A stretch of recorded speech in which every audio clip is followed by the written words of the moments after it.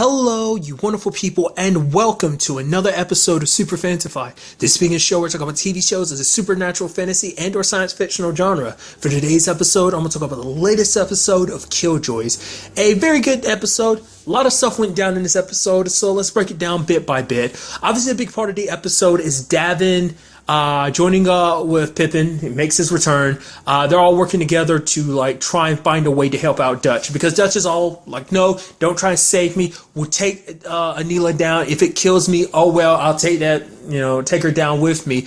But Davin's not all about that. It's like, let's find another way around this. He gets Zeb's help, and it's like, okay, we can do this whole situation implanting a fake memory into a hole and getting it inside of the green so that it will lead Anila to kind of come track you down, just fall into our big trap.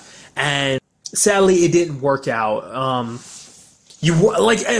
one, that whole situation with Catan, I thought things were going to work out differently. I thought, because he had that cool moment of Davin kind of walking through the memories. That was kind of interesting, seeing it. And he'd be like, no, okay, let's cut this. All right, isolate this memory. It was just kind of cool seeing him walking into memories like that.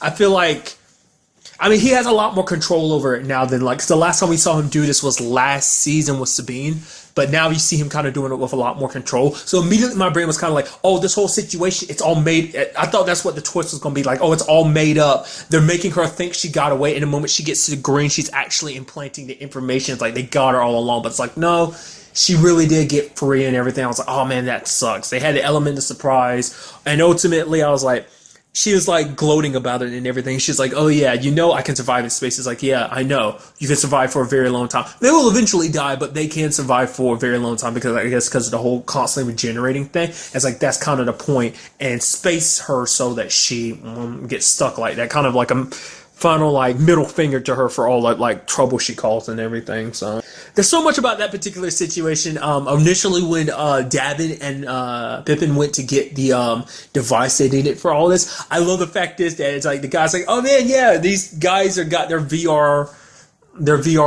jerking it, or rather VR jacking it, and the guy's like, oh yeah, dude, what's up? I got that, I got what you want, I think he said mom dominatrix or mom dearest type of thing, and he's just like, this guy, he's doing some weird stuff. He's like, okay, it's not like you can't tell me he's talking to Davin. It's like, okay, you can't tell me you're not into some weird shit. And I also love later on when he trying to explain himself to Dutch and Davin. It's like, come on, you guys should be thanking me. It's because I was able to buy you time. And Lucy's like, yeah, he did buy us time and everything like that. And I did have a hard time telling what was part of the plan when he started whimpering and stuff like that. I just couldn't hear him over the tears and everything. He's like, what? She says, I'm gonna go work on this stuff. So, but it's a situation. It's actually kind of interesting because obviously this is all dealing with the whole aspect of Reckoning Night, that basically everyone say what they need to say, especially it's a situation where you don't really know if you're coming back, so you need to make sure, go to the people that you might have wronged or people that you care about. You say what you need to say just in case you never get the chance again. And so all of this stacked upon itself, because it's for Davin, it's all this responsibility is being pushed onto him. He's got to be the leader. He's got to be the one to handle this whole situation. He can't tell Johnny. Eventually she says, you can tell Johnny, but you have to be the one because she can't bring herself to do it. It's like, Davin's like, why do I have to be the one? You act like it's just Johnny that's going to be affected. Why do people not think, why do I have to be the strong one? Why can't it just be with everything that's just going on, it's like all this between them and everything. It's like they spent so much time being with the wrong people when they should have been with each other. And it's just that they've wasted so much time. And now they have very little time. It's all or nothing at this point in time for them. So it's kind of them almost saying their goodbyes, kind of laughing and joking about the fact that they haven't, all the time they wasted being with the wrong people and stuff. It's just a way of compensating with everything, knowing, Dutch she acts as if she's 100% okay with it, but even she's scared because she doesn't want to die, If she could, if there was a possibility, she'd take down Anila without having to kill herself. But she feels like this is the only way they're going to stop Anila.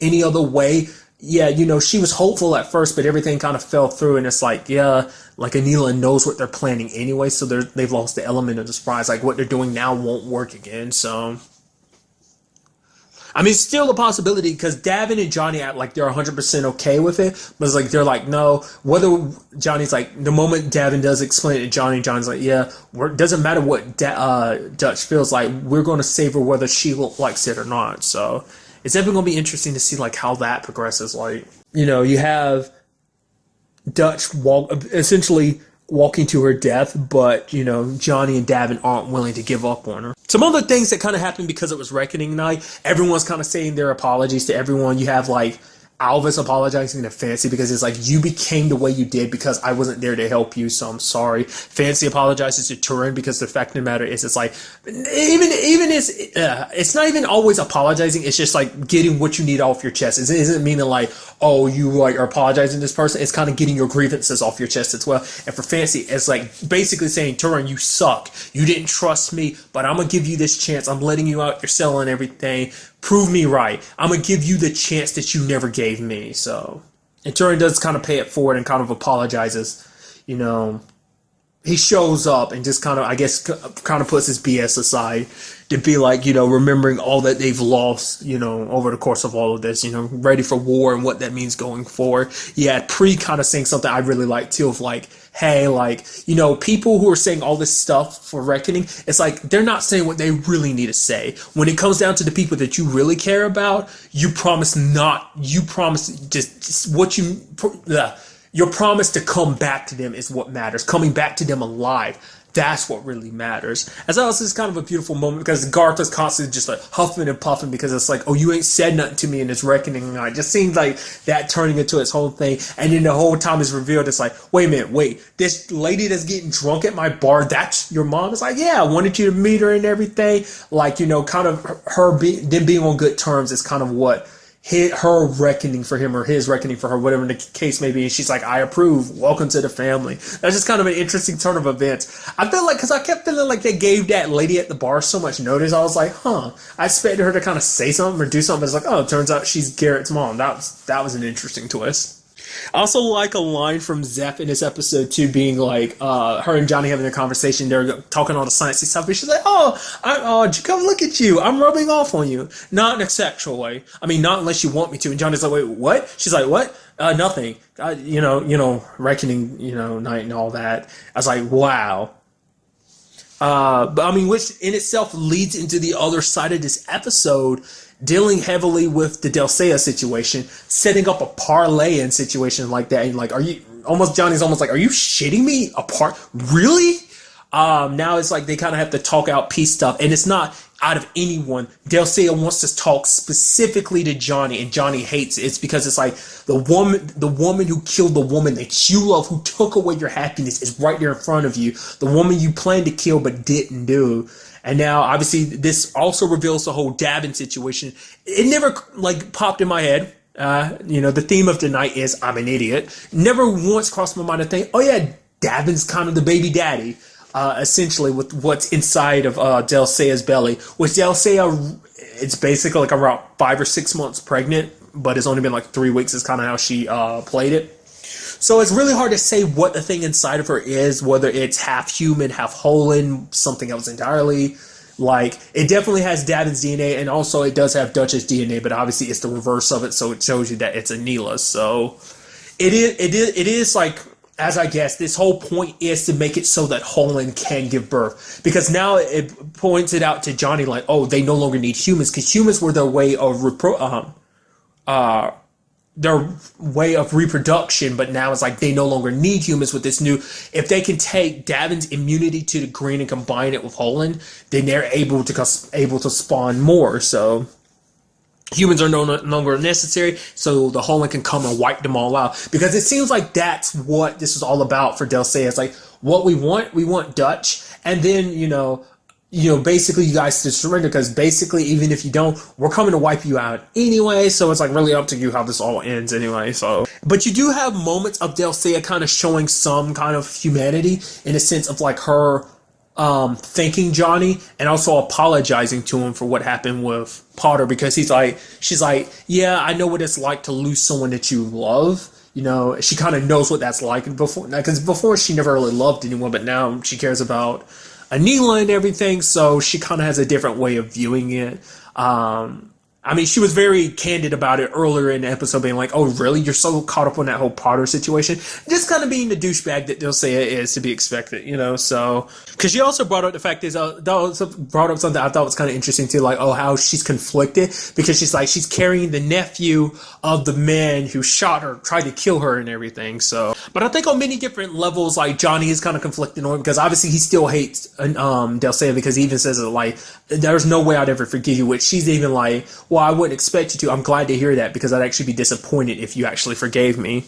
But I think it does put Johnny in an interesting position because I think no matter what the circumstances may be, that is still his nephew there. And so maybe that life inside of Delsea actually means something. It's not only just a representation, a harbinger of what's to come, meaning that now that thing inside of her exists, that means humans are no longer needed and everything. Not only that, but it is, once again, still his nephew. So, but it does seem that Johnny kind of put all that beside. It's like, yo, screw, you really thought I was going to adhere to some parlay crap? It's like, no, this is war. Basically saying, like, do you really think that something as antiquated as a parlay would really save me and stop this? It's like, for one, this all revealed what was important to Anila. That's kind of you / the next heir, the one that kind of, you know, because this baby is their hope for everything. Because if it goes through, they can go ahead with wiping out humans and they can continue without needing these weak pathetic meat sacks, essentially. But, you know, once again, it also shows that Delsea is important to her. And also, you know, Delsea underestimated Johnny. It's like, don't think you know me. Like, you know, Johnny has his dark side of, like, he'll do what's necessary. But I think it's also because of what she did. Because she killed Potter, it pushed Johnny's character in a very different direction. He's not necessarily... He's still a bit of himself, but you do see that something was lost inside of him the moment Potter died. Like, that part of him that does care, that does give a damn, like, it's still there, but I feel like it's not as strong as it was before. You know, his heart's kind of gotten darkened because of losing Potter, you know? Plus, it is, once again, war and everything. But with things kind of playing out the way they did at the end of the episode, it does make you wonder, like, because obviously last episode, Anila was kind of like, oh, Delsea, I need you to do something, you're not going to like it. So it begs the question of, like, how much of this was planned and how much wasn't? Was her being captured part of the plan? Because at the end, we see Anila kind of being Dutch, getting close to Alvis and him dying. I kind of figured Alvis was going to die. I mean, granted, we don't know if he's dead. I mean, he got stabbed, but maybe, you know, Dutch will get to him in time. But I get the feeling like that was him dying, which is kind of interesting when you think about it. Because wasn't it like, because I think I could be 100% wrong. I could be miscounting it, but I'm pretty sure this is episode 8, right? And wasn't it this exact episode last season that Potter died? Didn't she die episode 8 or was it episode 9? I get the feeling it was like episode 8 she ended up dying. Maybe it was actually 7. Either way, just killing off another character like that. I mean, a pretty, you know, recurring character too, like a big part of this war too, you know, leader of the Scarbacks and everything. But to be fair, that is the point, kind of instilling that in you, that this is war. These characters you come to know and care about, you know, like at the end of this, there is no guarantee that any of them will be safe. Who's to say one of the Jacoby brothers might not die? Like, I mean, it is a possibility. Once again, Dutch is walking towards her death. So anyone is free game in this whole situation. But that whole situation makes me wonder, like, was that something Anila did last minute? Or was that just part of the thing to kind of get everyone kind of caught off guard and eventually lead to Alvis, like to be in the position he was? Because I think what that's supposed to represent is her slowly killing off everyone that's important to Dutch. Because that's what that's what Anila wants to do, like remove everything. Whereas Anila lost everything because of Dutch. She lost her dad, who was kind of her everything. And now because of that, she wants to take everything that's important to her, Dutch, leave her 100% alone and then crush her. Just, you know, leave her alone and broken is kind of the whole point. So she started with Alvis and slowly probably making her way around to all the other people that mean anything to her. So, like I said, overall, a very good episode. I am very curious to see what will go down in the next episode. Like, you know, like I said, Davin and Johnny are going to do whatever they can to save her, but it's like, I would assume it'd be like a situation of like, capturing Anila still would not be an easy thing to do, considering the fact that she's tough and she's got her whole entire army around her, and plus like her disguising herself as Dutch is like gonna be a hard situation of telling like who's who, you know. especially if she starts making her way around to all the other people that aren't like the Jacobys and start wiping them out just because they're like, oh hey Dutch, and she slits her throat or something like that, you know. Also curious, like I brought up earlier, like what's going to happen with the whole Dulcea situation of like, obviously we see this pregnancy is kicking up faster and faster, which it did seem like Dulcea kind of brought up the fact is that she didn't realize that part of the DNA was Anila's, which it's hard to say whether that really bothered her or not. It caught her by surprise because I think on some level she was 100% curious about what was inside of her. But I think at the same time, once again, it's like how much of it was real and how much of it was just part of like distraction tactics and stuff like that. Even like letting Johnny capture her. Was that acceptable part of the plan? Because she did, like Anila did say it was going to be something that she didn't like. So maybe it's like being captured kind of like, that seems like that might be like, you know, part of that. So it's like, it kind of begs the question of like, yeah, it kind of seems like even that was kind of part of like Anila's plan and stuff like that. That she's even like a step ahead of them, like that she kind of knows how they'll react, I assume. So. And as I brought up before too, kind of another way of dealing with Anila, I kind of threw it out there, I think last episode about like, could curing Anila be a possibility? I mean, I still feel like it wouldn't be because you still would end up killing Dutch because of the whole like green situation, but maybe there's a loophole in that whole situation. And this episode also kind of pointed out something that I had never, once again, kind of put two and two together. Like obviously the whole situation with the 13 eventually what will eventually become the Scarbacks, the 13 monks that went to Arkin to fight the devil. It wasn't until like, you know, you had Alvis retelling the story at the beginning that it really clicked in my head. Like I knew that it all had to do with the Holland and everything, but it's like the devil in particular. Like I think I always interpreted that as Anila, but now it's like, oh right, now I get it, that the devil is in fact the lady, the one that's sealed within the Holland and within the green and everything. It's like, right, that's the devil in particular they were talking about. Like, I feel like this is like the first time them overtly talking about that. I think it's because in this season we've been introduced to the lady in the sense of like we know who she is to a certain extent, that she exists within the green and stuff like that. But still, I don't know. Because now it kind of also gets rid of the thought that I had before that the lady was Anila's mom, that whoever she is, that she's been inside of the green for a very long time. Once again, question is like, did she have a body before being in the green, or has she always been a part of the green? Like, where do the Holland really come from? You know, I assume they all stem from her and everything, but like, where's the original green source? Which kind of begging the whole question with the whole like dealing with Anila's situation might also stem from dealing with her, because like corrupting like the main source of Holland, like if you take her out, maybe you'll take the rest of them out too. Because I don't think even at this point, like, I don't think even they know about like the lady within the green. Like, it's just a story even to Alvis, but I don't think even him as well as anyone else has really put together that there's someone else behind this. Like, stopping Anila isn't the end of this, but for everyone else, it's like Anila is the main goal, but it's like she's not the top tier of all this. The lady is. You'd stop Anila, it's like cutting the head off a Hydra. Another one will grow in its place, essentially. So I don't know, we'll just kind of have to wait and see what goes down. Like I said, I think this is episode 8, so there's only 2 episodes left of the season, so very curious to see what goes down.